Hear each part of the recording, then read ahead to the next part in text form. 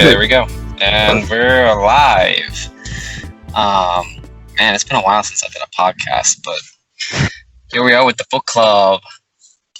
Just Does it have a name yet? No, this is just completely off the cuff. That's even better. But I mean, that is, you know, Bill Burr, the comedian. Yep. Oh yeah, he's great. He's got a podcast called the Monday Morning Podcast, and it's just him. He has no producer. Well, I guess technically he does have a producer, but there's no production quality or whatever. It's just him talking for an hour or more. That's like the I can't think of the word. That always happens to me, though. I can never think of words. It's the thing. That's the style of podcast I look to emulate. I guess is the right way to say it. Yeah. No, it makes sense. Yeah, we're going to talk about Excommunicado. Yes. We should start with a very detailed summary of the story. Because like I said, and I'll be open with you, I fell way behind with that story. So there's going to be a lot of you telling me if it's good or not in your review, why I should read it, what happens in the story. Because I got very lost very early on by everything happening. And if the ending was good, it's a story that actually ended and had an ending, which is very rare in the community, as we know. So you got to tell me if the ending was good, and if it's something I should dig into right now and start reading. Yeah, the ending. I'm going to leave the ending for the end because that makes sense. But there is an ending. Whether it's good or not, I will save my judgment for when we come to that. I was very confused by what I skimmed through at the end. I wasn't sure if time had moved forward or what. It was very strange. I shouldn't say anything because, like I said, I haven't read a lot of the story, but it was it was like one of the. It looked like a character's name, like a main character was like a cop or something, and the character's like, now I'm going to explore her time as a student. I'm like, wait, what? Yeah. Wasn't that the entire Excommunicado story, her as a student? So I must have missed something big, or I don't know. So you got to explain it all to me and let me know what the deal is. So I was following the story for the two listeners that I'll get. Basically, the story is by a new writer. It was his first story. Supposed to be inspired by John Wick, is what the author said. I personally didn't see any real inspiration from it, but I guess the title. I think they mean the title, right? The title, because Excommunicado is a term in the John Wick movies when you're kicked out of the Assassin's Guild or whatever. So that's, but and the term does come up early. I got that far where they're saying the school is Excommunicado, but it was strange use of the word that I guess they just like the sound of it or something. But yeah, sorry, please continue. Oh no, you're good. And I do appreciate that kind of thing where the title isn't thrown all throughout and it's used constantly in the story, because that's sort of what I'm doing with Fortunate Events, because I've never said those two words together in the story. I don't think I've even said fortunate or events in the entire story. So wow. But it's I knew from the beginning, and I still know. This is completely getting sidetracked, but my title is not something that's going to be blatant as to why I chose it. It's going to be something that you kind of have to look into it. It's a subtle title. You kind of have to read into the story a little more. Interesting. Because a part of me hears Fortunate Events. I'm like, isn't that just anything that happens that's good? So it's interesting you call it subtle, because at first glance I'm sort of it seems, although I might not know what the fortunate event is, and maybe you'll surprise us and what we think is fortunate is not fortunate, that could be cool. But at first glance I'm like, ooh, fortunate events, that sounds simple enough. Even I could figure out that title. I think you're selling yourself a little short there. But I mean, basically, the reason, like, I just chose the title because I guess I didn't really have as deep of a reason as to why before, but like when I chose it, like I think I originally chose it because I'm going back 5 years. Nice, that's the best. I think I chose it because it was not supposed to be it wasn't even supposed to be as long as I'm making it now. Wow. But I think it was because it was a couple of major events in Riley's life that may not have looked on the surface to be good experiences or positive experiences once you could grow from, but at the end, upon reflecting, is really what allows for the thought of, okay, this was positive. I'm glad I went through this, despite some of the heinous shit I've put her through so far. And I wonder if plan to. Yeah, that's exciting. That's great. And I wonder if that sort of connects to Excommunicado, and that, from what I saw, the character goes through this string of crazy, ridiculous, wedgie stuff with different characters. And I wonder if, like, at the end, again, we'll get to the ending, but if it's sort of a happy ending, if you feel like they maybe have grown through the experiences, or if there was any real change in the character or something, I'd be curious to hear your thoughts on it as we go through, because that's pretty key and something we don't see a lot of, that greater growth of a character, I think, through action. Yeah, like a legitimate character arc. Yes.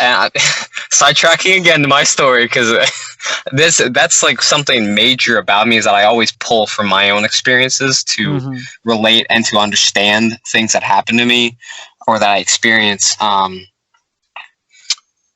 What I now understand about the story, because like a completely different sidetrack from the sidetrack. What I think is like a defining characteristic, and how you know when you're writing a truly classic, fantastic story, is when it feels like the story is guiding you. It's already there, and you're just recording it. Yeah. I like that. So what I've kind of, and you sort of come to understand the story better, like kind of as if the story is a person, and you sort of get to know the facets of it more, the characters, the plot, how the people would react in these kind of scenarios, that sort of thing.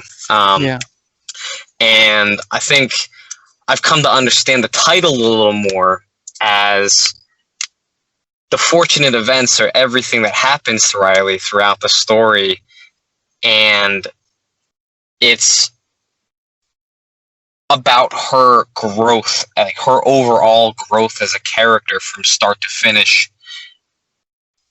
I'm not going to spoil the ending. You already know what I have planned for the ending, Hans, but I'm not going to say for the greater audience. Yeah, I do. Yeah, that's how awesome I am.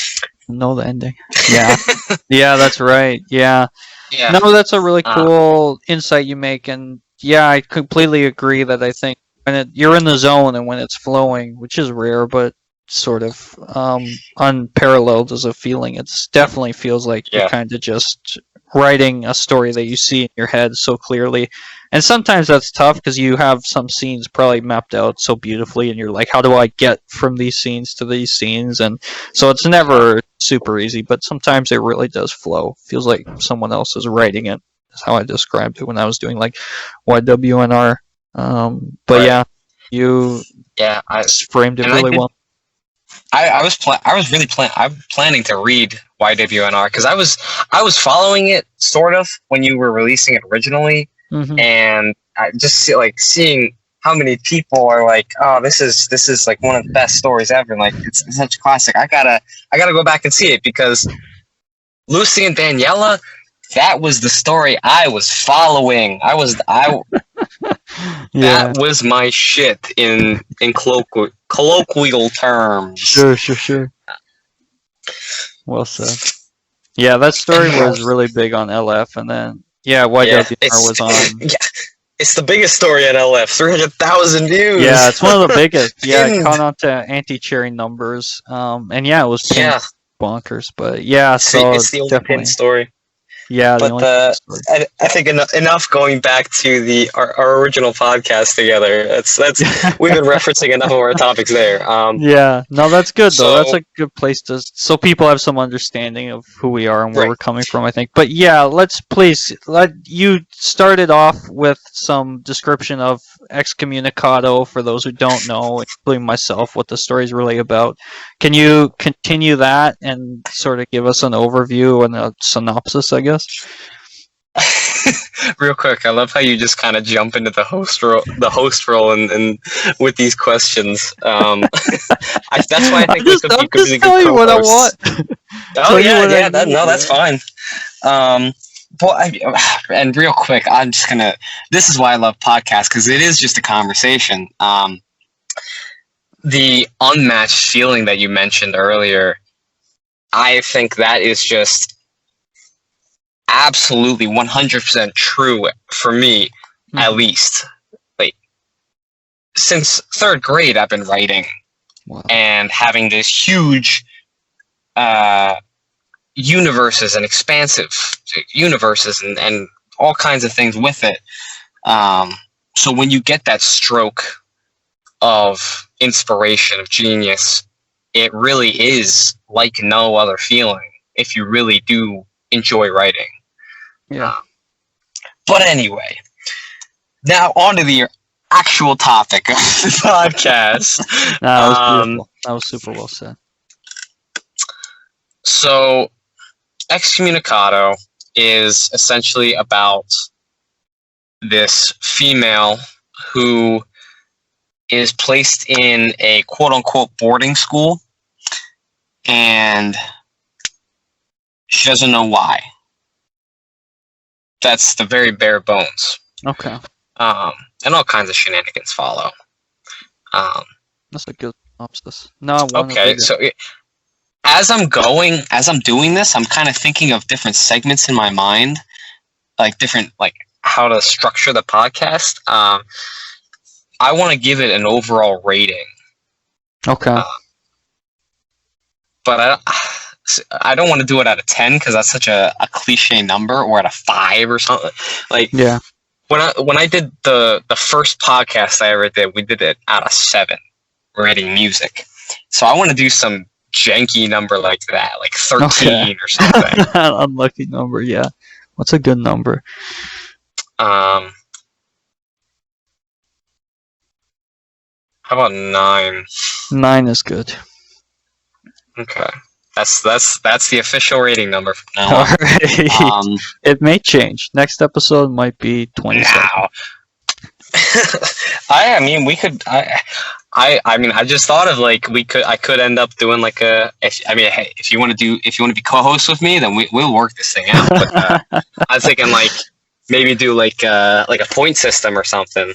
But I think out of 9, I'd give this story a 6. Wow, that's pretty high.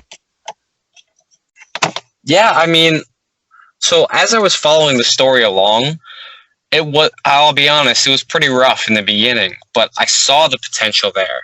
And I think you did as well, because we were both commenting on it and giving extensive feedback on it. You inspired me like to do you said, that too. Like you said, you fell off on it, but I kept going, and I give these kind of mini essays every time you posted a part, and then I kind of got really busy, so I really wasn't able to continue giving that feedback. But I think 6 out of 9, just because of how well the author Wedgie74 really took the advice and ran with it. He really, I was impressed with how well he implemented that advice from day one of us giving him feedback. That's awesome. That's a really important trait, and not something that's easy to do, to take feedback and work with it. Yeah. And he super appreciative. I can tell I hope he continues to write, because he's only going to get so much better. Nice. But yeah, he has some plans, right? Like we were saying, a sequel to the story. I think he said at the end he's got a sequel plan, but for like a while down the road. So I'm hoping he either writes that out entirely and really works on it for a long time, kind of like how you and Shadow did with Dueling a Knife, for a year working on that.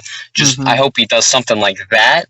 Yeah. And just buckles down, writes that for whatever amount of time, like constantly goes over it again and again to see how we can make it better, and then put out the diamond product, or he writes out other stories and continuously puts them out. Sure. That sounds like I think that's strategy.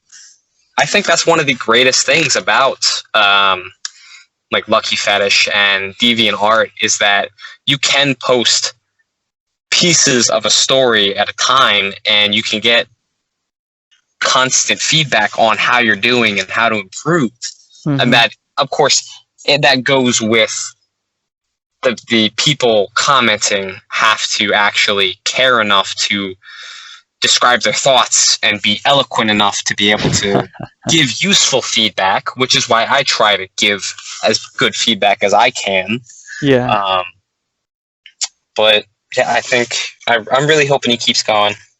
Yeah, that'd be great. Because this was an impressive start. Yeah. So yeah, I think starting from the beginning, tell me what you remember of the story. Okay. Yeah, I'll do that, and then we'll have to go back, because you mentioned the beginning was rough and it got better, and I want to dive into specifically what that was. But yeah, very briefly, my memory for it's pretty rough, but I remember her coming to the school. I remember it's Jenny, right? The main character's name. I remember her seeing the tree, the very classic sort of image of a tree with the underwear hanging from it. And then she very quickly meets some people. Effie, I think, was like a bigger antagonist. She doesn't meet Effie, but she meets Rose, I think, right? I'm gonna let you keep going. But so she meets Rose, who's like a British wedgie fetishist who speaks in British accent and sayings, and gives a bunch of wedgies to Jenny as a way of sort of breaking her into this no adults around school system. And then you gain more insights into Rose's background as the story continues, and I think it was Effie who sort of broke her into the system, and you meet some other girl whose name I'll remember, unfortunately, but I should. And Abby. Yeah, and then with her, there's a lot of intense wedgie scenes where the characters are getting picked on a lot by Effie and Rose, and that was about as far as I got, basically, I think. Okay. So I don't know how the story progresses, or like if they try to escape the school or what. There was stuff about her dad I remember too. Her dad, I think, had something to do with the school in a way, and you found that out, but I don't know if anything came of it. I never got that far. Yeah, it was. So going with the dad plot point, it was pretty heavy early on, and then as the story progressed, it was referenced, and then it was dropped altogether, basically. Like, I really didn't see much of anything relating to the dad, so once it got to the ending, I was sort of like, okay, what does the dad have to do with anything? Yeah. Why is that important? Why did you bring it up at all? Yeah. Yeah. So that's basically the beginning of the story. Okay. Yeah. So, and I think I have a better memory than I think I do of the story.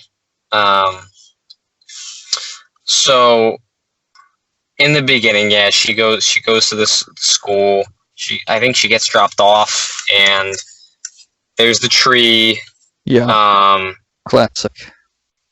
Yeah, and I don't think that's something I'm ever going to use, just because it is such a cliche. Yeah, it's a little cliche.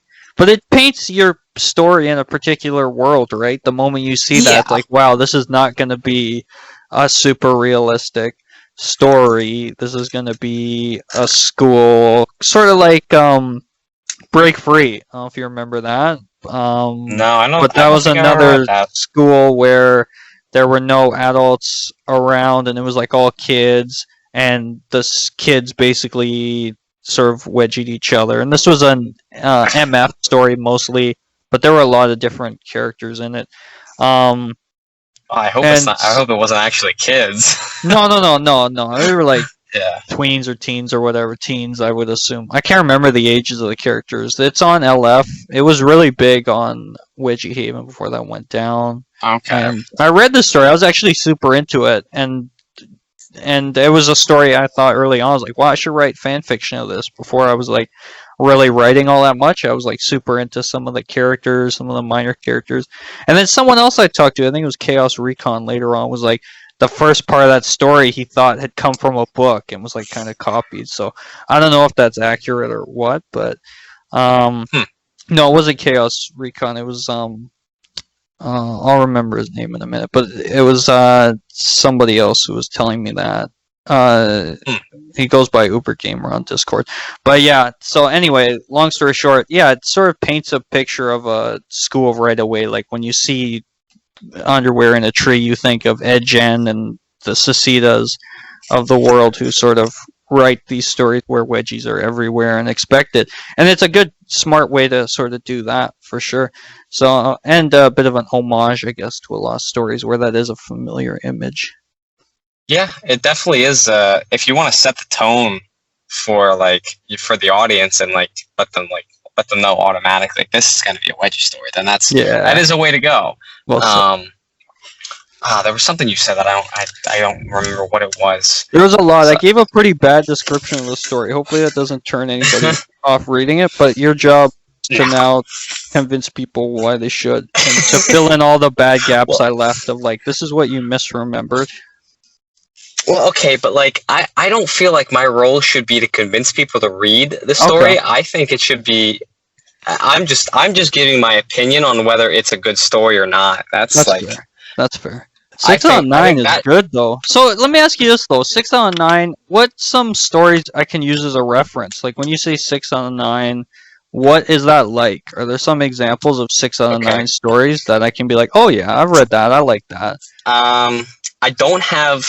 I don't know. I don't have my archive of stories on me. But that's basic. That's just a rating based, from my opinion of stories. So 9 out of 9s in my mind are Lucy and Daniela, Karate Friends, Luckily Unlucky. There was one that I do not know the name of, but I'm sure you would know it. It's this math tutor has this girl, and they do probability tutoring. Okay. And he's got different bowls. Yeah, the bowls. I know exactly what you know what I'm talking about. I know exactly what you're talking about. That story is so well written. Oh, it's crazy. Story. Yeah, that's a good story. Yeah, so those are examples of 9 out of 9s. And so I didn't give it the story a 6 because of the characters or the writing or really anything to do with the story. I gave it a 6 because the author was so open to feedback and legitimately and openly implemented that well into his story. Nice. So when you look at the story in the beginning, it's block text. It's dense. There is so many ideas going on at once. It happens and each thing is like there's one story idea, and then the next sentence is another story idea. It's super dense with ideas, and it's not spaced out enough. As the story goes on, he broke it up. He spaced it out, literally and figuratively. Nice. So it's easier to read. Nice. I think one of the biggest things I was pushing for him to do was to focus on one idea per part, or chapter, as he called them. And he did it. He really focused on one scene of or if it wasn't one specific scene, like they were all in a room together and this happened while they're in the room, it would be a character walking up to the room anticipating something, or things happening around one specific event or idea. And that is if you're putting out pieces of a story, that is one of the most important things in my mind if you want to keep cohesion all throughout. Okay. I like that. That sounds good. Yeah. So yeah, the beginning was pretty rough, but I saw the potential, and so I kept going with it. I kept giving him feedback, and he improved drastically. The characters, Jenny, the main character, I could get into. I could understand. Oh, I remember what the thing was that you said before. You said the tree made it not realistic, and so. If for anyone who doesn't know or didn't listen to the podcast, the Wedgie Talk episode I did with Hans a while back, I see realism, I think, in a different light than a lot of people. Realism, to me, doesn't necessarily have to be realistic to planet Earth that we're on right now as humans. What I want when I say realism is realism within the universe that you create. Sure. So if you have a Dungeons and Dragons type thing, then goblins and demons and orcs and all elves and all that kind of stuff can randomly come out of nowhere, and it makes sense because that's the type of universe you're in. But if you're in something like this world, those things don't exist. So if you just randomly throw something in like that, that doesn't make any sense. That's not realistic whatsoever. So that's I don't even know where that came from in my mind, but it's just something that I've kind of come to understand. Yeah. It's a good point, and worth pointing out for sure. Yeah, when I talk about realism, yes, I mean it in the sense of straight up, and the first glance, is this something what kind of story is it? Is it going to be one that you could expect to see in the world as we understand it, and realistic in that sense? But then, yeah, there's obviously, once you sort of introduce the fact that there's a tree and underwear's hanging from it, realism shifts to be okay, so it's going to be a world like Engine, and that's totally fine, and that's great. And so the rules are different. You can have wedgies happening all the time. You can have a school without parents, and your suspension of disbelief is definitely not going to be broken super early on. Yeah. Whereas if I said everything is super normal, it's so normal, there's teachers everywhere, but there's also this British wedgie fetishist and this whole system of wedgies, and you're kind of wait, what? How does that exist? And you get this sort of cognitive dissonance where you're it's real, but it's not, and almost this uncanny valley of stories. So, yeah, from what I read in the beginning, he does a good job of setting up, this is not going to be super realistic in things.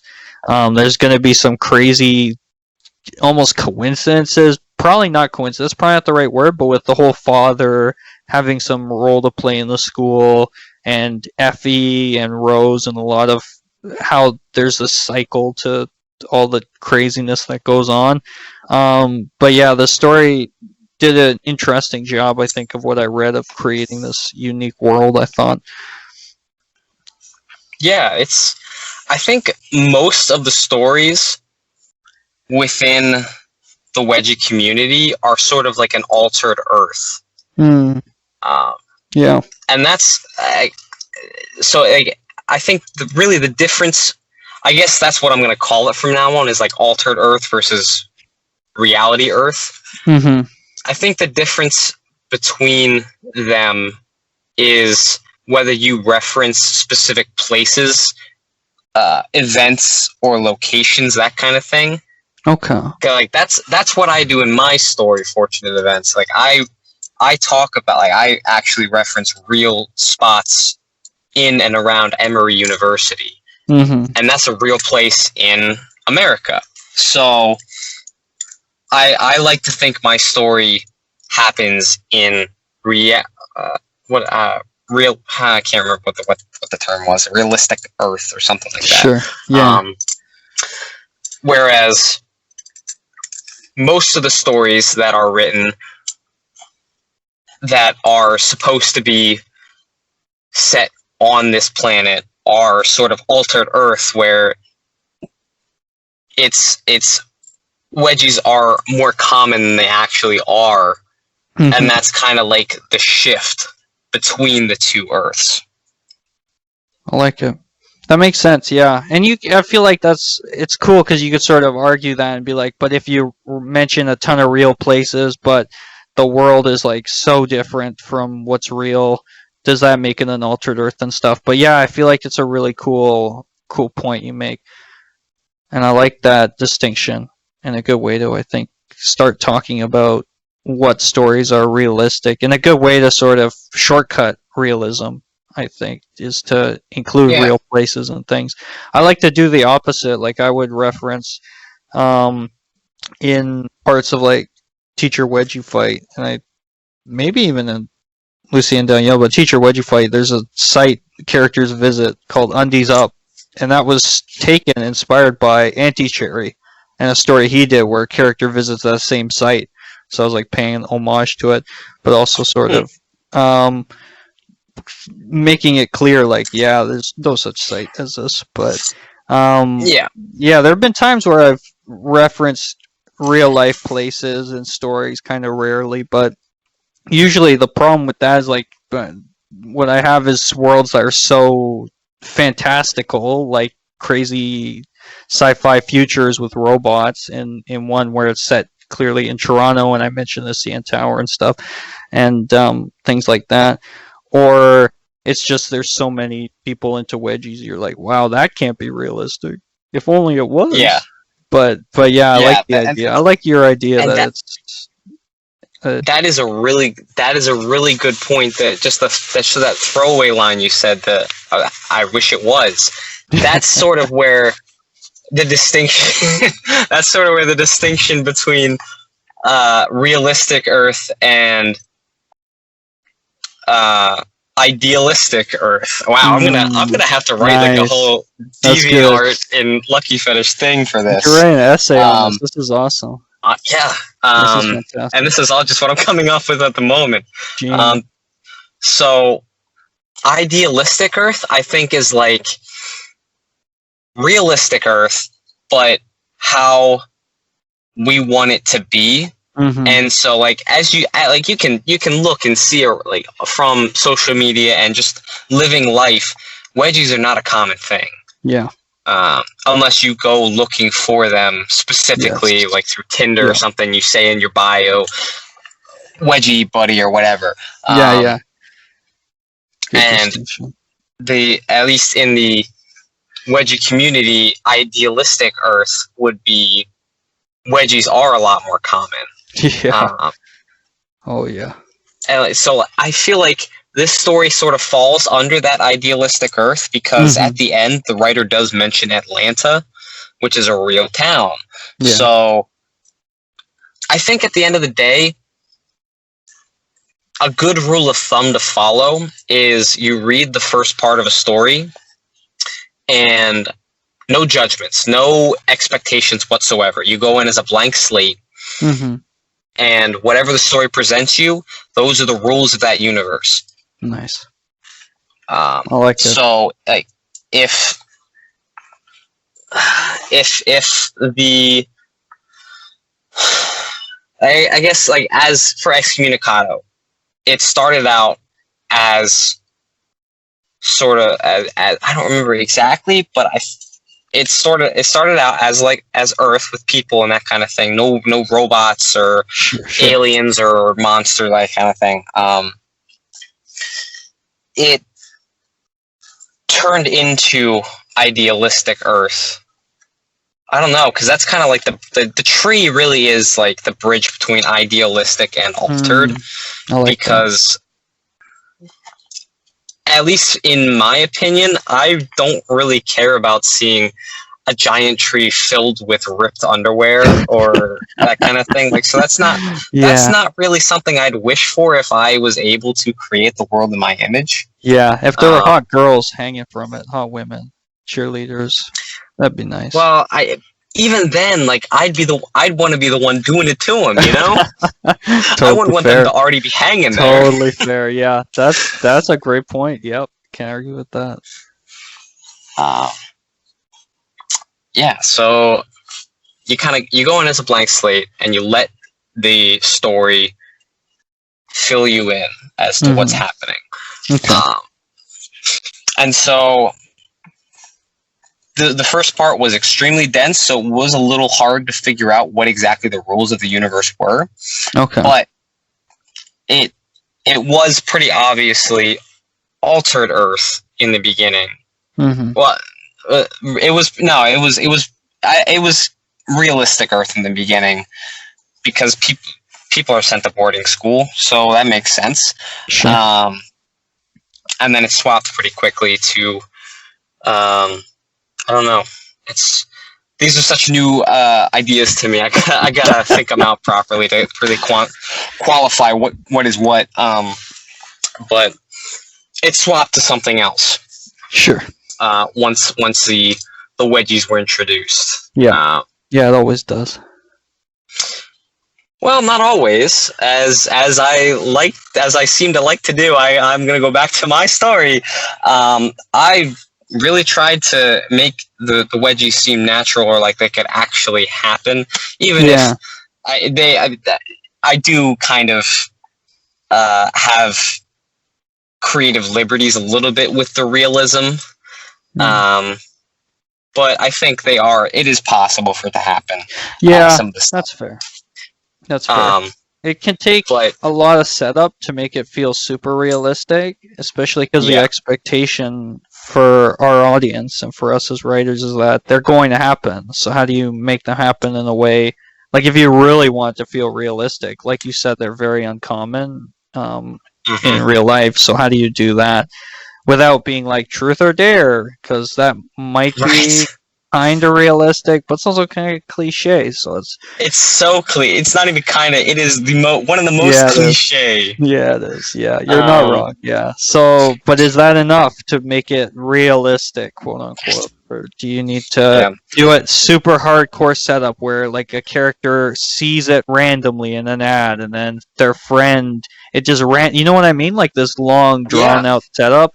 But does that become boring where you take like a lot of time to be like, and then this coincidence happened that made them think about them without like like the shortcut I usually use and have used in many of my stories for why they happen is like a character is a fetishist. Why else would they happen? Like, or why wouldn't they happen is the question, right? If they're into them, of course they're thinking about them. Of course, when opportunities arise, they're going to give them. So it's a shortcut for me, but absolutely, it's just a shortcut in general because, like, luckily unlucky that was a big thing in that. Definitely, good point. But I think it really comes down to the quality of the writing and how well you can make the audience care for the characters. And I think in Excommunicado, Wedgie 74 does a decent job of making us care about a couple of the characters. Okay. Jenny, definitely. Rose, sort of, and then more so as the story progresses, but I don't fully become invested in her and what happens to her, even to the end. Is it just me, or does Rose sort of become the emotional, I don't know, linchpin of the story? Like, a lot seems centered on her and her discovering the fetish. It seems like like I said, I haven't read it super closely, but that seemed to be the vibe I got. So, that's cool to be able to shift away from your quote unquote main character, who should be Jenny, Yeah. and if that's done well, that could be really awesome. But Yeah. it's just interesting to think about. And something that I hadn't really thought about, but I just thought about now, but I had, like, it was kind of dwelling in the back of my mind unconsciously or subconsciously, whatever the right word is. I did talk about this a little bit with you back on the Wedgie Talk episode. Mm-hmm. And I think this is one of the best things. I think this is one of Wedgie 74's best skills with writing, is having character development and a little bit of exposition put in throwaway dialogue. That's just like it's you're given that information and it seems so natural. Mm-hmm. And that is really hard to do. Just being able to advance the story without just directly saying, and then this happened, and this was because of this. Yeah, so true. Yeah, this character loves wedgies because they were so traumatized by them in middle school, and, like stuff. It's little morsels of information that are given to the reader that you can glean so much more information from. Mm-hmm. That says so much. Basically, it's just little tidbits of information that say so much with so little. Yeah. That is a true skill in writing, and I think really is. Yeah, he has that, and he just has to keep working at it, and he will be fantastic. Wow, that's awesome. Yeah, that's a rare gift, but so key, and really especially important if you're able to do that. Like, I've heard it said that the best thing you can do in dialogue is develop the world, develop the character, and develop the story all at the same time. And if you can somehow do all three, that's like the holy grail of writing, because you're not just saying, and it was the world is this, and here are the rules of the world and all these details, and here's a fact about the character, like they were traumatized when they were young, like you mentioned. But if you can somehow make it something they say, it's something you get to read into as a reader, and it creates a lot of other layers, like, are they maybe lying to us, or the way they're talking reveals something other than just what they're saying. Plus, dialogue is fun to play around with. They can say whatever, and they can be creative, and if they say a cliche, it's not like you're saying it. It means like they're saying it, so you don't get people can't get mad at you for being cliche. Say, no, it's my character. They speak in cliches. Plus, you can have characters call them out, stuff like that. So it's dialogue, awesome. I think with dialogue, one of the hardest parts is making it seem as if those characters have already existed, and we're just looking at a snapshot of their lives. And I think that's what The Office, the TV show, The Office. That's what I think. That's why I think it is one of the greatest TV shows ever, if not the greatest, because it is as if we are just intruding on their day-to-day lives. Mm-hmm. So rather, like, I guess, like, as an example, rather than having a character, like, if there's a character and there's another one introduced as like their best friend, and say, like, within that story, I guess there would be some circumstances where that could happen, but for the most part, if in that story they're like, oh, you're my best friend, and we've been friends for so long, that kind of thing is not normally said between people with that kind of bond, or like if a character has a mom, and they're like, oh, you're my mom, it's there are there's ways to write it that say that without directly saying it. Sure. Oh, indirect detail. That's the term that I thought of before. Yeah. I don't remember if I said it to you before, but indirect detail. Mm-hmm. That is that is so key to me. Nice. And I think there is, especially, I guess, like, not really the middle of it. Well, I don't know. It's I guess it sort of like develops as in. I guess because we've been talking so much about everything else. The story Excommunicado, I guess from sort of the second. If I was breaking it up into quarters, then like from the second quarter to half of the fourth quarter, there is a lot of indirect detail and things you have to. What's the word? This is such a problem for me all the time. There's a specific word I know and I cannot think of it. There's so much indirect detail that's put in the story that the reader has to gain. They have to pull information from. They have to interpret that detail. Definitely. So they can understand the character better. Yeah.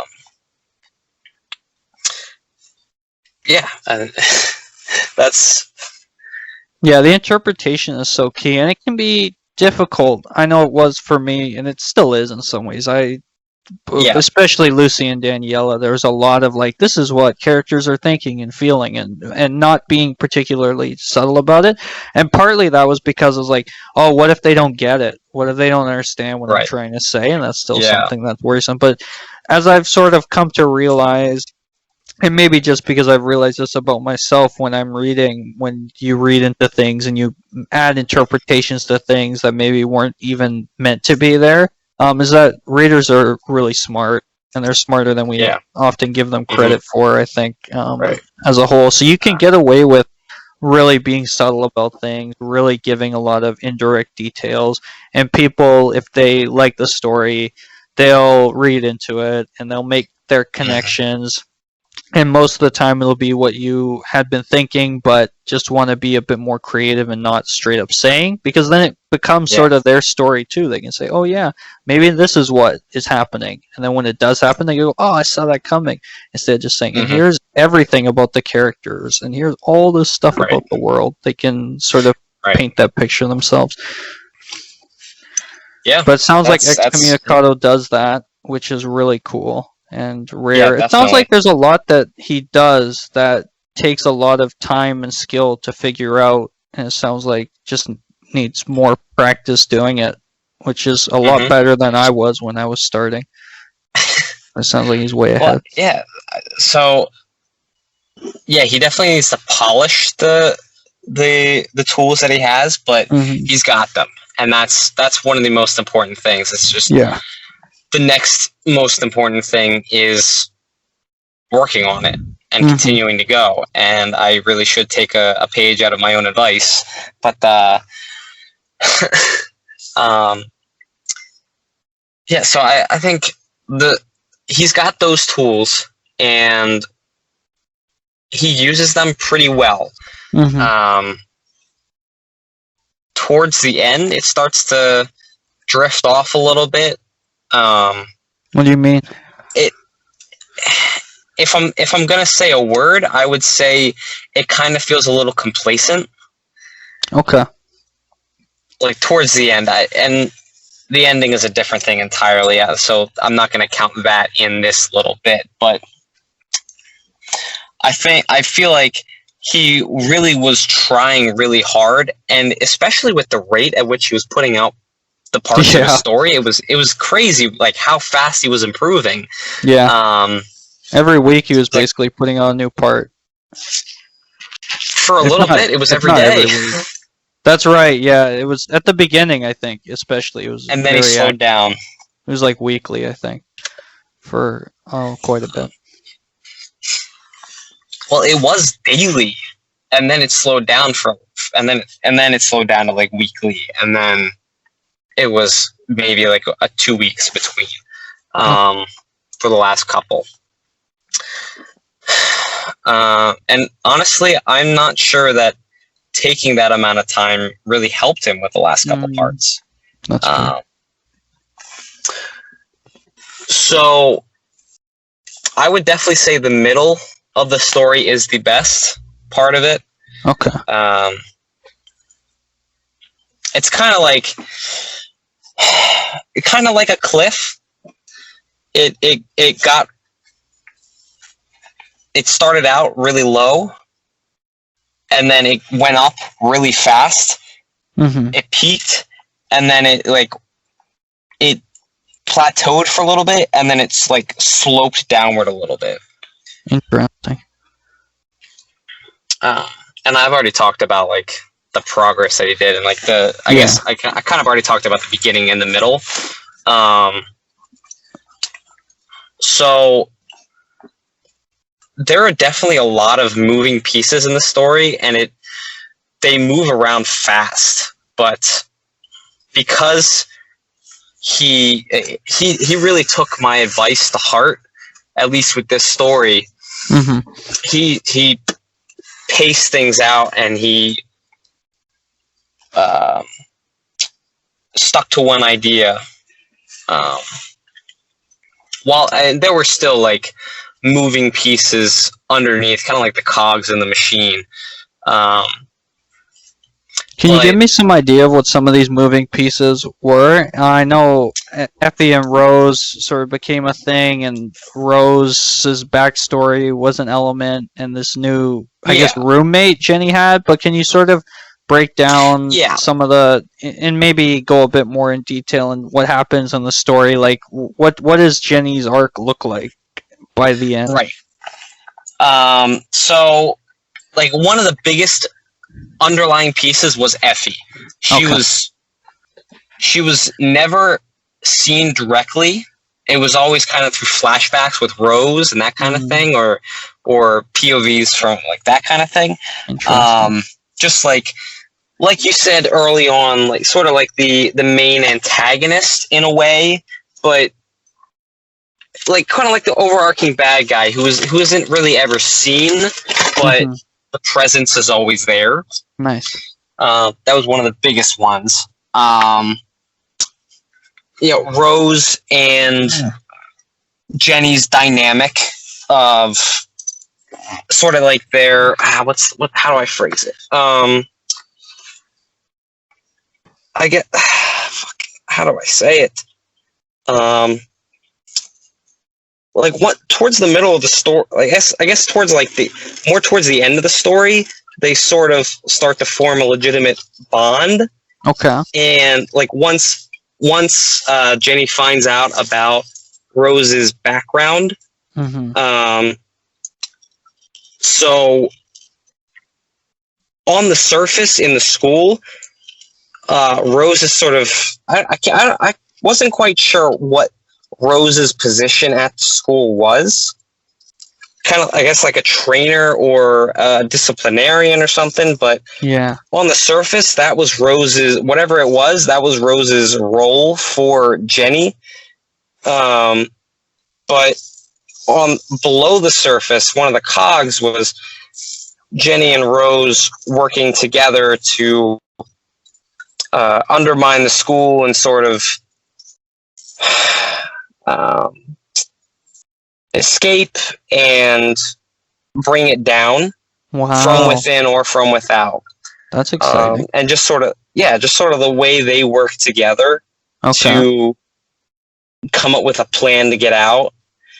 And a cog that sort of worked inside that cog was Rose actually enjoying the power dynamic that she had, but knowing it was wrong to be doing what she was doing, but she was sort of trapped in Effie's wake, and so, but she was happy to be there.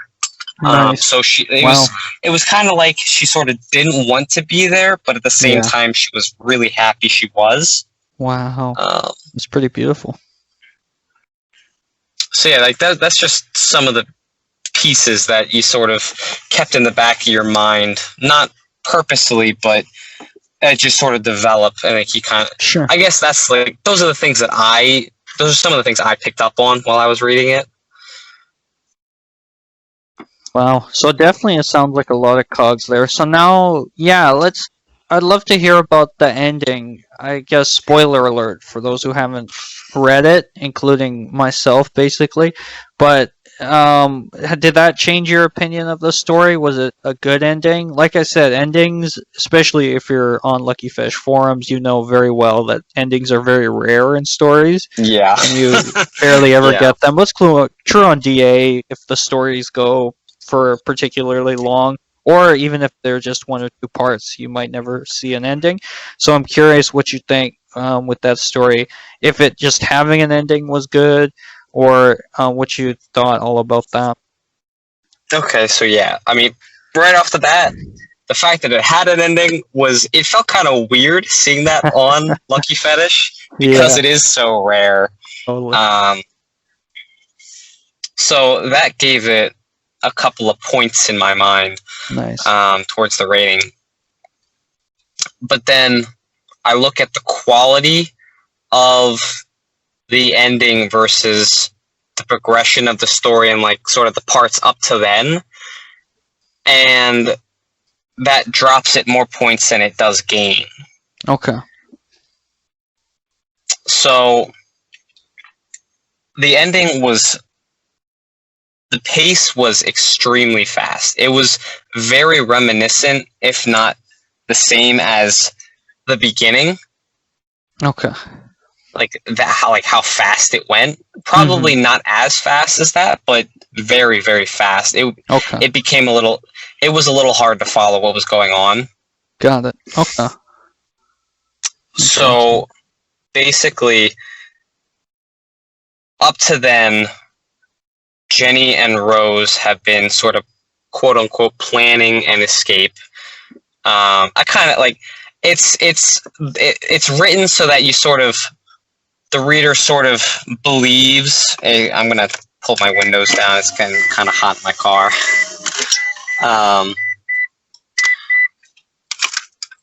It's written so that the reader sort of believes that Jenny and Rose really are working together to do something, and they're completely on board with each other. At the same time, Jenny it is written as kind of like a sub theme.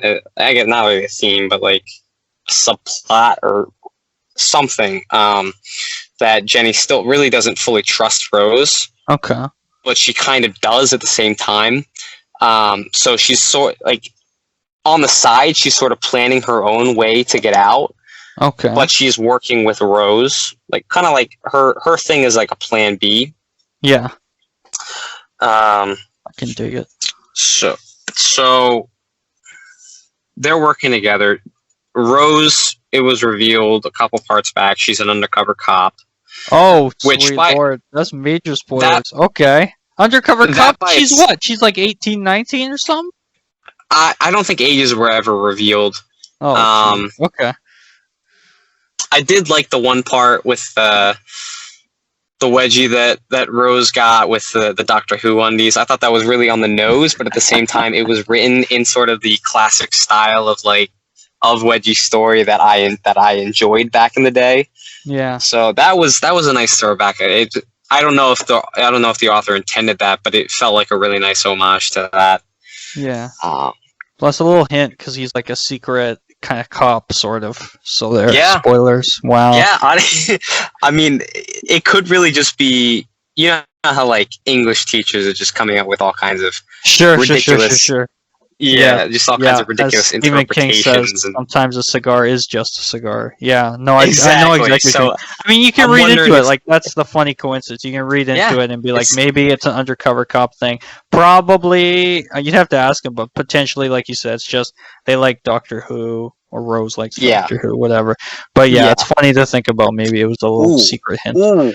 just from that little thing that you said you could ask him, I'm thinking I could do like episodes like where I talk about a story with someone or a couple people, and then later down the road I have like an author response That'd be sort awesome. of thing, and I have a conversation with them about their story and what they really intended by each thing, and they sort of break it down. That'd be awesome. I like That that. sounds incredible. Sign me up. Be there to listen. Oh, I'm gonna get you for Lucy and Daniela. Don't worry. Oh, that'd be awesome. I'd love it. So, yeah. So Rose is an undercover cop, and that was sort of like, it was kind of thrown in your face. Like, where did this come from? Okay. But it was sort of. Are you familiar with Naruto? A bit, yeah. I didn't watch a lot of the anime, but I know a little bit about the story. Okay, so like one of the worst things, and the reason why I don't understand why people considered it one of the big three back in the day, is especially big three like animes, you mean, or something like big three mangas, animes, okay. yeah, both. I guess both, because it was back in the day. It was Naruto, Bleach, and One Piece, and Naruto and Bleach have both ended. One Piece is still going, but so long. So yeah, it's over 1,000 chapters. It's not even close to the longest one though. But so a prevailing problem throughout Naruto. It was a little bit in the beginning, and then it just got continuously worse as it went. Was the introduction of story elements. And they were thrown in the story. Okay. And every single character was written as though they pretended like it was already there. Oh, geez. And it had been there forever since the beginning. Man. That's brutal. It was poor writing.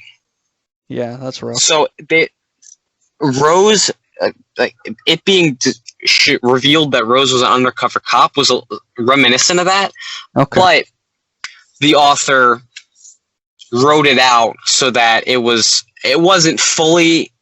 In my opinion, it wasn't like fully satisfactory as to why she was there investigating with that when like that school when there could have been anything else. Sure. I guess in a way it was kind of. I guess in a way it was sort of like sex trafficking.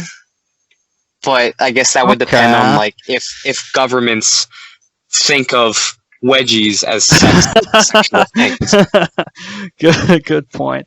I guess it comes back to the whole tree with the underwear. Yeah. Like if that's gonna exist, maybe in this world the cops are busy sneaking into schools undercover to investigate things, and she stays in the school for that long. And doesn't like bust them and get back up or something. Like I don't know if any of that's explained. Like why she's still there undercover at the time Jenny's there. Or whatever. It is explained why, because the first meeting between I don't know if it's really. It's kind of like the first interaction, if you know what I mean, between Effie and Rose is written out in the story where they're like. Effie introduces her to wedgies and in a way domination. Yeah. Because it really isn't just wedgies in this. It is a lot of I think it's more so a domination story and wedgies are the conduit. Nice. I like it's a cool insight.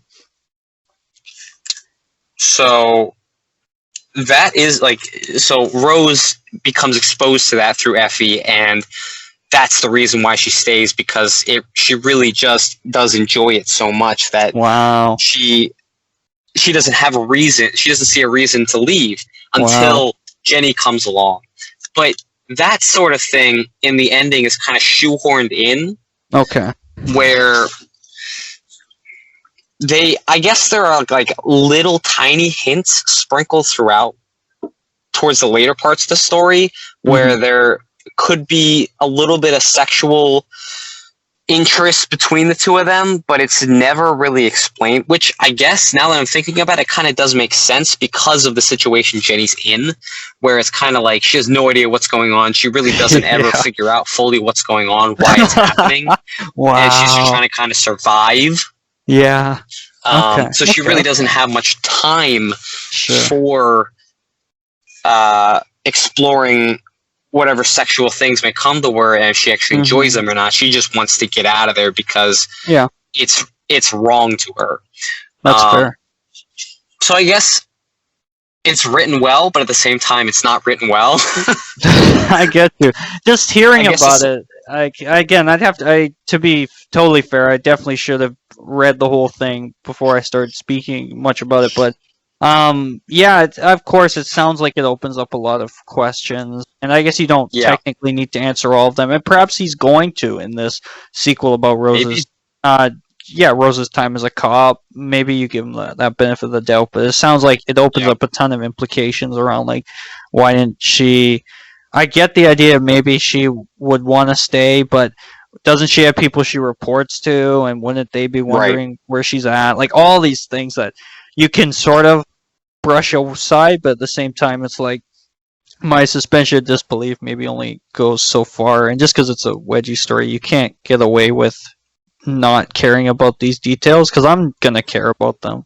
And I'm going to say, like, hey, you could have made the story better by explaining, like, why she's still there, why no one came looking for her as the cops. And other people might say, no, I don't need any of that. Just give me the wedgies. But part of me is like, no, it just makes it a better story, I think, if you fill in a lot of those gaps. Yeah, I think the people who are just like, give me the wedgies, those are the people who aren't really reading. They're just looking for porn or something to jack off to. And those are the people I don't care about. Those are the people. Nice. That's not the audience I'm writing to. Nice. And I hope I love that. That's the lowest common denominator you can write to. So... There's two things there that you said. So I think really what the story does at the end is leave a lot of implications and it doesn't leave unanswered questions. It leaves implications. And I think that's a huge difference, because unanswered questions, they can be like, oh, I'm really interested how this is going to be answered. I'm going to read the next thing. Or it could be like, this wasn't written well enough. Why wasn't this answered? Like plot hole sort of questions. Yeah. But this story it leaves implications. So like you're curious about things and you want to see how it progresses, but it's not like this wasn't tied up properly. Why? What happens here? It's not an actual question. It's like, okay, I want to see where this goes. Yeah. It's a lot of implied things. That's fair. That's totally fair. And that's a fine way to do it, especially like Wedgie 74, if you have plans for a sequel already in the works by the time you finish your story. Because, like just listening to you, I'm intrigued. I want to know the whole thing about her being a cop and being sent on this assignment, and how she sort of develops into the character you meet in Excommunicado. So, some interesting stuff there. And if you can fill in a lot of those gaps of knowledge in the next story, that sounds like a cool thing to do.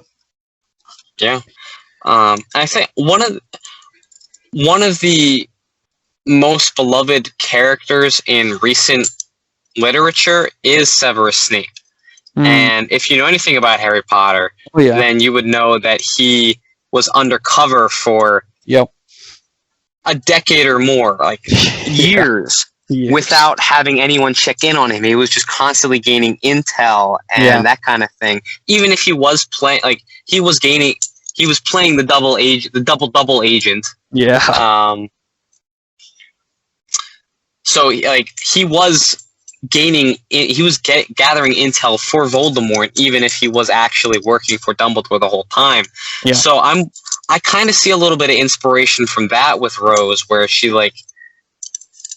I'm wondering if that is one of the sort of rules of the universe, where like they really don't need to be checked up on, or like that this specific Rose specifically is just a character like that where she's such a trusted agent or something that she can be left alone for months or years on end, constantly gaining intel, trying to figure out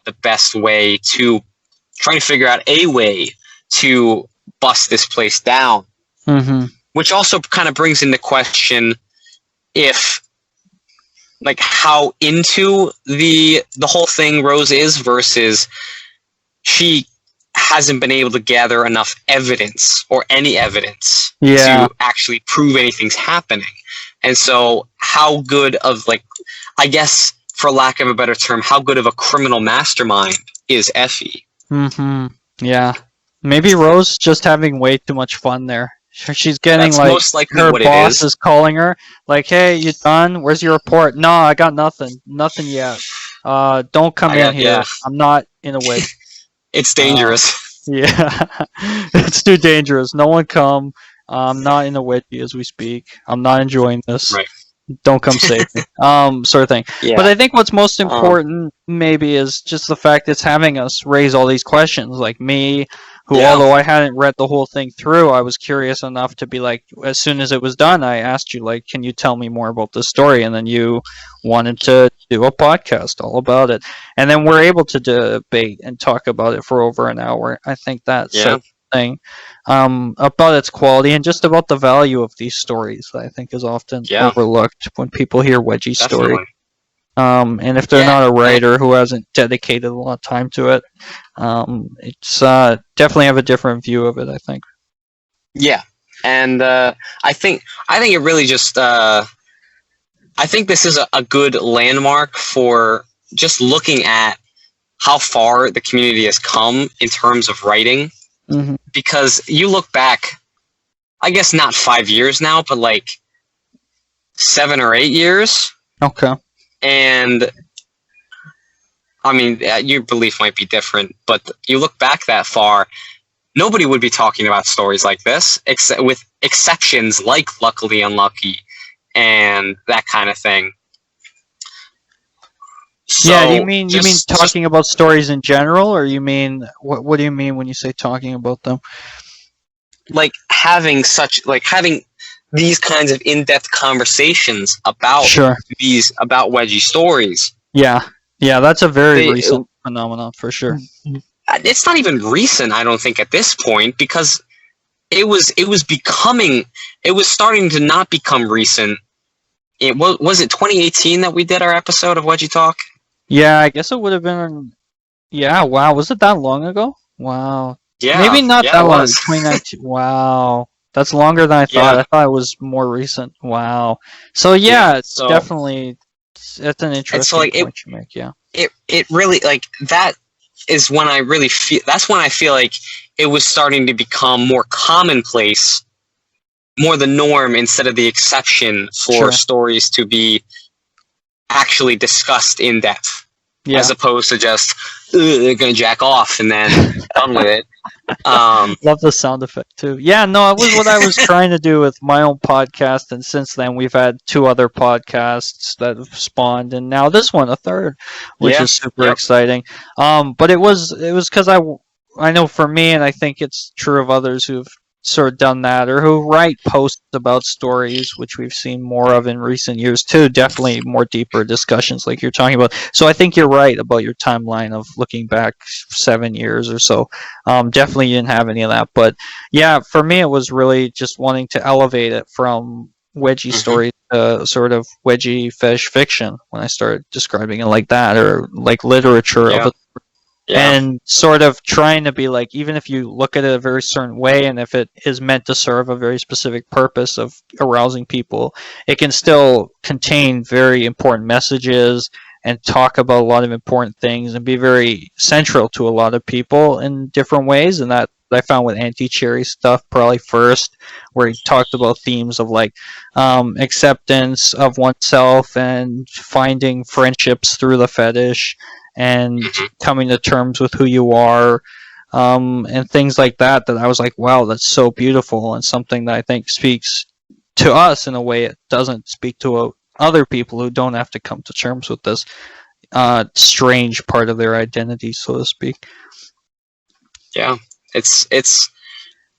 It really feels like a lot of the stories, and what I'm trying to accomplish with Fortunate Events is the wedgies are sort of becoming a byproduct, a side theme, a sub theme, instead of the main focus.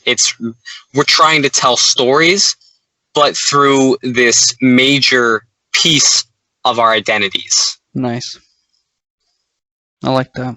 And yeah, and I think it is really a cool thing to see, because like I can't say at all for certain, but I'm hoping what people are getting out of my story is characters they actually can care about, and a story that they can reread because they want to read the story, not because they want to get off. Yeah, that's how you can tell if these doors for sure.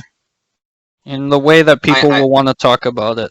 You can have stories that are definitely popular for a long time because they turn people on, but enduring popularity and the sort you want to go for is the type of, people were touched by it, like the Luckily Unluckies. Like Lucy and Daniela's. Yeah, like the Fortunate Events, which I love. I love Fortunate Events. So yeah, definitely, it's a key thing. I mean, I don't know if I can include my story in those ranks. But no one's here to stop you. I'm hoping it becomes a cult classic. I love that. That's great. We need more cult classic stories. We don't have enough of them. Yeah. Yeah. So the actual ending of the story, Excommunicado. If it was based on just that part, I think I would give it a 2.5 out of 9. Whoa, that's a drop. Yeah, the quality drops. Right off the gate. Jenny is with Rose. I think in a room. I can't tell if it's Effie's office or not. I can't tell what the setting is. That's the first thing. And I think because there are cameras all around and microphones and that kind of thing, Rose is sort of playing the disciplinarian so that Effie doesn't get suspicious. And they start to get, like, Jenny had gone commando before in a previous part, just to throw Rose off and see how she would react. Because I think it wasn't quite worded like this, but it was something like, if she doesn't have underwear on, she can't get a wedgie. Yeah, right. But she doesn't. She doesn't. Wow, Rose actually compliments her on the boldness of the move. Wow. And so Rose brings it up, like, so I remember we discussed you going commando, something like that, and nice. Rose just pulls Jenny's pants down. Jeez. And then Effie walks in, and there's like a line of dialogue, and then boom, Jenny fucking punches Effie in the temple. Wow. And then Effie gets up and she wipes the blood off from her mouth. And Jeez, Rose, Abby, her roommate, comes in and says, "Oh, I'm the actual mastermind. Effie's working for me." In the very last part. That doesn't happen. You're kidding me right now. It absolutely happens. Wow, that's bonkers. And then that's Jenny insane. jumps on. I can't tell if Jenny jumped on Abby or Effie. Okay. And she jumps on one of them and just starts beating the shit out of one of them until they are like within an inch of their lives. Oh, man. and I think that is a good part because it kind of brings back from the very beginning that Jenny was trained to protect herself, like martial arts and that kind of thing. So that kind of brings that cog back into motion. But she like beats them within an inch of their life. Blood, like the person on the floor, blood kind of pooling from their head a little bit. Not clear if they're dead or not. Yeah. And so Rose and Jenny have a little dialogue where they're Rose is like, well, you know, like I'm leaving, and if you want to meet up with me, I'll be in Atlanta. And Jenny's she's like, hey, we could see each other again outside of this. And Jenny's like, well, so hypothetically speaking, if I were to look for you, where would I find you? And then she said Atlanta. And Jenny's out. She and then it cuts to her like being out of the school. Yeah. And a line of text in bold. Mm-hmm. Something right before it, something along the lines of, but the biggest question was, and then the line in bold, how do I get to Atlanta? And that's the end of the story. That's the biggest question? She's like rich, isn't she? She like a I don't job or know. something. Come on. So the dad is never answered. Okay. Don't know and what all we know happens is he with has some Effie or connection to Abby. the school, right? The dad has some connection to the school is all we basically know, right? Like maybe. Okay. We just know it really could have. Yeah. We really just know that her dad is mentioned. It really could have just been that Rose was bringing up her dad as a way to get her to help her or keep her in line. Mm-hmm. Okay. Because she is an undercover cop. She might have those kinds of, and especially since she is considered like Effie's right-hand woman, she might have access to that sort of information, like new students, quote unquote, their information and like who their relatives are, that kind of thing. Mm-hmm. So it really could have just been a tactic to get her to go along with what she wanted, but it didn't seem like that. That could have, I don't know. The ending was very rushed, and there was a lot that was thrown at the reader at once. So it was hard to digest all of that really happening. Yeah, that's a James Bond anime comedy twist right there. I was a mastermind all along. That's hilarious. Mm-hmm. That's crazy. Wow.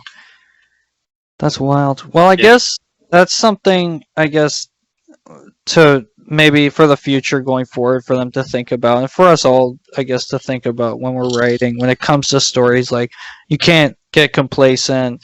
You might have a really cool idea for a story, like that sounds like a really cool twist, but you can't rush these things, I guess. Exactly. And something I need to learn, I guess, and I guess we can all get better at with practice. That's what I've always said about writing, is that you can only get better at it the more you do. No matter what, you can't get worse if you keep doing it. So I'm super intrigued by this story, though. I'm definitely going to read it, which I should have been doing more if they continued, but now I'm super intrigued.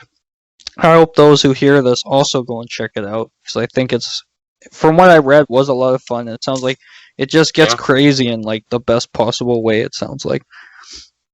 Yeah, and there was like, I'm not a fan of messy wedgies whatsoever in any sense. Yeah. But there was one, so I kind of skipped through that. So I don't know if I missed some things there. Like if there could have been a little bit of detail that was included, like as they were talking between the wedgie. But maybe I'm not a fan of that whatsoever.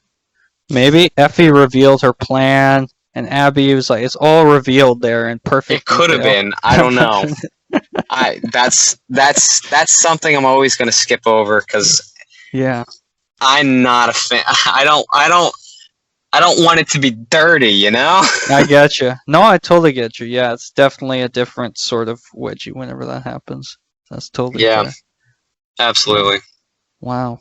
But this was a lot of fun. I feel like we've covered a Yeah, lot absolutely. about the story. I had my questions all answered, and I'm super interested in reading it now. And you gave really cool thoughts and insights into it, which I think is awesome. So thank you for that. Yeah, yeah. Thanks for doing this with me. And we could be co-hosts if you're down to do another podcast. You gotta have me on to talk about dulling a knife, but only when Shadow's Yeah, on. No one's asked us yeah. about that. I'm desperate to It's talk gonna about it. be it's gonna be. I'm not gonna have one author and not the other because you guys worked on it together. Yeah, I wouldn't It's let you. Yeah. Shadow's great. It'll be awesome to hear his thoughts on a lot of what we did with that story. If you ever wanted to talk about it, I'm always up oh, for that. absolutely, yeah. I do want to read it first, so once it's fully Good released, idea. then I will. That's because that's kind of the point of a book club is to like you read Yeah. the story and then you discuss it. Totally. So April 2nd, final part comes out, International Wedgie Day. Mark it okay, in your all right. calendars. See, and I looked up International Wedgie Day, and I Oh, think here we that's go. only a thing in the wedgie community. 'Cause I Yeah, didn't it see is. anything about it in It Google. is. It is. It is. It is. It is. Where did it come from? So There's so many pieces of the community yeah. that I'm not. There's The so many old, pieces of were the you on the community that I'm old not. Wedgie Girl site before Luckyfetish forums was really I around? I went through it. I was on it multiple times. Yeah. I was never really active on it. Yeah. So there was like a section on that page, and I can probably find like the archive link because that site's long gone now. But I keep finding the archive to sort of page that you would see, and there was like a page on it. It was like International Wedgie Day, and I'm pretty sure they just declared it like with among themselves, like among the group who were active on this, Yeah. that it would be April 2nd. And I think Okay. they found some like random instance. I think Bill Murray gave some celebrities a wedgie. I think on April 2nd or something. I remember that. Yeah, because there were pictures of him doing it with some Yep. celebs or something on that site. Yep. And so I just sort of years later decided like, hey, I would continue this after I revisited the archive page, and it just sort of worked. Like the day after April 1st, there's something thematic about that. But then if you look in other places, people have some weird days that they came up with, either just randomly or because there might be, if you look it up, like if you Google it, there might be random sites that have like every day is some different day of something on some of these random sites. Yeah. And wedgies, I think, was like in June or something. They had a wedgie one. So, and I just say no. I say nope. It's April 2nd. You can do what you want. I say April 2nd. And I've gotten some people to sort of do stuff on that day to commemorate it and things in some years. Like sometimes a bunch of people put out new stories and stuff. So I'm putting out final chapter of Dulling a Knife.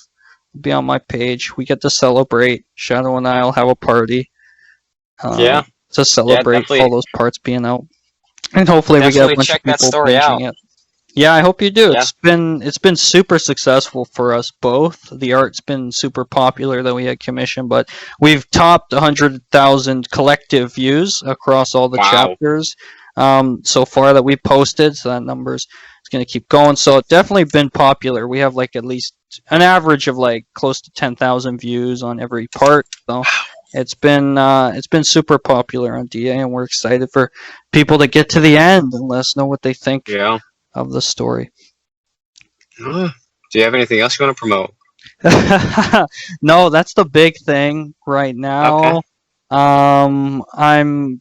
Haven't been doing as much writing. I hope to do some more. Shadow and I are already thinking about potential sequels or spin-offs to Dulling a Knife because it's been so popular and we've had some demand for that. But nothing in the works so far. I'm hoping to do more Wedgie Talk episodes too in the future, but sometimes I get lazy, as I think many of us in the community do. So I need to get back into those. But there's always potential to do more, always some opportunities to write, and I'm hoping to just keep on writing for a very long time.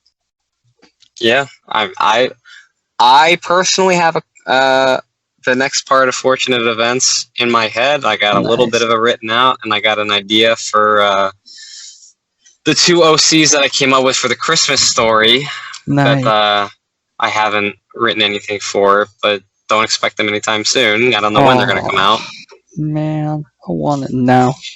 I know. It's but maybe once I'm in my house, then I will be able to relax a little bit and be able to write. I gotta see what happens with Riley's endless sexual energy. You always talk about that line too. Oh man, I swear that's got to be one of your favorite lines. And you gotta continue the story, dude. You gotta finish it. I'm gonna see it through to the end, no matter how long it takes. 2021 goals. I can't wait that long. I want it done. It's not gonna. I want to read it. See, and the more I write it out, the more I have to add to it to. Yeah. Just because the story develops more, so definitely. I don't know how it's not going to be done this year. Probably, maybe it will. Maybe it will. Probably it won't. Oh man! But don't expect anything. Basically, have no expectations for me. We'll be excited for it though. That's for sure. But yeah, this was a lot of fun. It was so nice to chat. Yeah, definitely was. I definitely would love to come back whenever to talk more about stories. You know, I live for this thing. And the community and talking about stories. So any chance I can to talk, I'll definitely take it. Yeah, it was definitely a good chat. I'm glad we did this, and I'm gonna try and continue this. I have no idea who I'm gonna do next, but you should try to talk to Wedgie74 at some point, like you said. See if if not, Telling a Knife, second episode. If you do it soon, it'll be super timely. That is true. I'm gonna wait until the story's fully out so I can read it in its entirety and then do it. That's fair. I don't think there's gonna be any specific.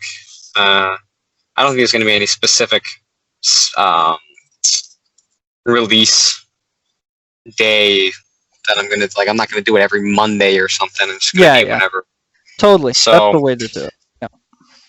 All right. So I guess that's enough dragging out the ending. So yeah, it was really good talking to you. So yeah, thank you so much for having me on this, and it was so good to chat. It's been too long. Yeah. I guess I'll see whoever listens to this later on the next episode of whatever I decided to call this, the book club.